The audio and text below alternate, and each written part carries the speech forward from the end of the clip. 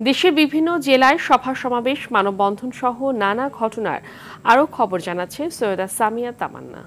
Shea butter ও vitamin E সমৃদ্ধ lily glam beauty soap. Lily, always beautiful.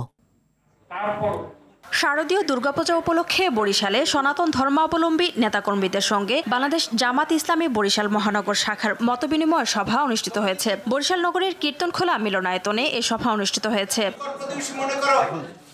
লক্ষ্মীপুরে ছাত্র জনতার আন্দোলনে নিহত শহীদ পারভেজ হোসেনের পরিবারকে জামাতের পক্ষ থেকে আর্থিক সহায়তা প্রদান করা হয়েছে।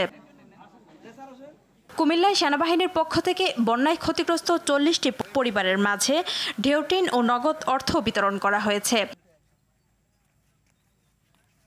নানা আয়োজনে কুমিল্লায় উপমহাদেশের বরেণ্য সঙ্গীতজ্ঞ শচীন দেব বর্মনের ১১৮তম জন্মবার্ষিকী পালিত হয়েছে।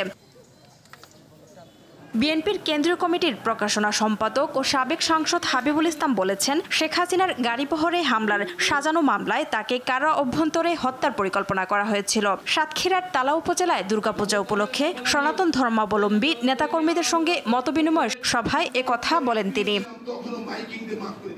সাভার পৌর ছাত্রদলের সাবেক সাধারণ সম্পাদক ও বাংলাদেশ জাতীয়তাবাদী যুবদল সাভার পৌর শাখার সাংগঠনিক সম্পাদক শাহ আলম নয়নকে বিচার বহির্ভূতভাবে হত্যার প্রতিবাদে মানববন্ধন করেছে ভুক্তভোগীর পরিবার। বৈষম্য বিরোধী আন্দোলনে গণহত্যাকারী শেখ হাসিনা সরকারের গুম খুনের সহযোগী দোষীদের গ্রেফতার ও বিচারের দাবিতে ময়মনসিংহের ভালুকায় বিভিন্ন স্থানে বিক্ষোভ করেছে উপজেলা বিএনপির অঙ্গ ও সহযোগী সংগঠন। পিরোজপুরের মঠবাড়িয়া উপজেলার বেতমুর রাজপাড়া ইউনিয়ন বিএনপির উদ্যোগে কর্মীসভা অনুষ্ঠিত হয়েছে। সভায় আব্দুল হক মুক্তারের সভাপতিত্বে বক্তব্য রাখেন মঠবাড়িয়া পৌর বিএনপির আহ্বায়ক AKM হুমায়ুন কবির, বিএনপি নেতা অ্যাডভোকেট রফিকুল ইসলাম বাবুল, সালাউদ্দিন ফারুক।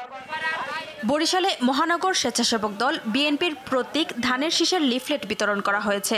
নগরীর লঞ্চঘাট এলাকা থেকে নগরীর বিভিন্ন স্থানে এসব লিফলেট বিতরণ করা হয়। নোয়াখালীতে গেল ৫ আগস্ট থানা থেকে লুট হওয়া একটি চায়না রাইফেল উদ্ধার করেছে র্যাব। জেলার বেগমগঞ্জ উপজেলার কালারপুল এলাকা থেকে পরিত্যক্ত অবস্থায় অস্ত্রটি উদ্ধার করা হয়। সৌদি আরবের সংঘর্ষের ঘটনায় রিয়াদের বিভিন্ন থানায় আটক কিশোরগঞ্জের ৩৯ জন প্রবাসীর মুক্তির দাবিতে মানববন্ধন ও বিক্ষোভ কর্মসূচি পালন করেছে ভুক্তভোগী পরিবারের সদস্যরা। পটুয়াখালীতে জেলা নদী রক্ষা কমিটির সভা অনুষ্ঠিত হয়েছে। সভায় আগামী ২ মাসের মধ্যে লোহালিয়া নদীর তীরের অবৈধ স্থাপনা উচ্ছেদ এবং লাউকাঠি নদীর পটুয়াখালী লঞ্চঘাট এলাকা খনন সহ বেশ কিছু বিষয়ে গুরুত্বপূর্ণ সিদ্ধান্ত নেওয়া হয়।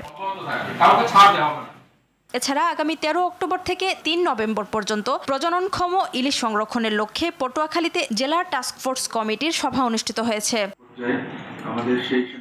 ভোলায় ইলিশের নিরাপদ প্রজনন নিশ্চিত করতে ১৩ অক্টোবর থেকে ৩ নভেম্বর পর্যন্ত ইলিশ ধরা বন্ধে জেলেদের নিয়ে সচেতনতা সভা অনুষ্ঠিত হয়েছে।